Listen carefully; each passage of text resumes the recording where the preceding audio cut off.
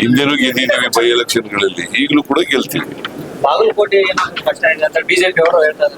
ಕಾಂಗ್ರೆಸ್ಗೆ ಬಾಗಲಕೋಟೆ ಕಷ್ಟ ಆಗುತ್ತೆ ಅಂದ್ರೆ ಬಿಜೆಪಿ ಅವರು ಕಷ್ಟ ಆಗುತ್ತೆ ಗೆಲ್ಲೋದು ಅಂತ. ಕಷ್ಟ ಆಗಲ್ವಾ? ಇಲ್ಲಿ ಹೇಳ್ತಲ್ಲ ಬಾಗಲಕೋಟೆ ಎರಡೂ ಕಡೆ ಕಷ್ಟ ಅವ್ರಿಗೆ. ಆಮೇಲೆ ಗೃಹಲಕ್ಷ್ಮಿ ಕೇವಲ 10 ತಿಂಗಳು ಮಾತ್ರ ಬರ್ತಾ ಇದೆ, 2 ತಿಂಗಳು ಕೊಡೋದಿಲ್ಲ ಅಂತ ಒಂದು ಆರೋಪ ಇದೆ. ಕೊಡ್ತಾ ಇದೀವಿ, ತಿಂಗಳು ಅಂತಲ್ಲ ಕೊಡ್ತಾ ಇದೀವಿ. ಈಗ ಕೊಡ್ಬೇಕಾಗಿದೆ 2 ತಿಂಗಳು 3 ತಿಂಗಳು ಕೊಡ್ಬೇಕು ಅಂತ ಕೊಡ್ತಾ ಇದೀವಿ.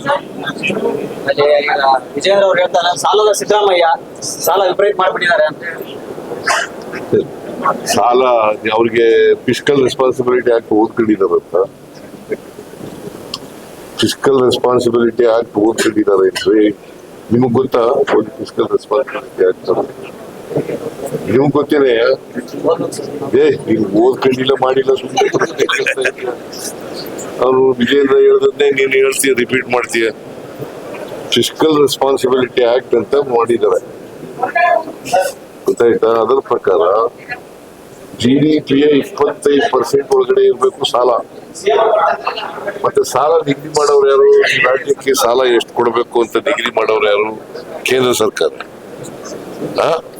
ಅವ್ರ ಸರ್ಕಾರ, ಕೇಂದ್ರದಲ್ಲಿ ಯಾರು ಸರ್ಕಾರ ಇರೋದು?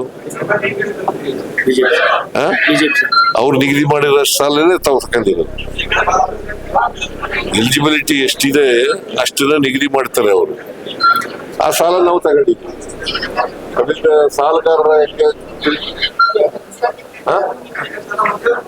ಹೆಂಗ್ ಆಗ್ತೀವಿ? ನಿಮ್ಗೆ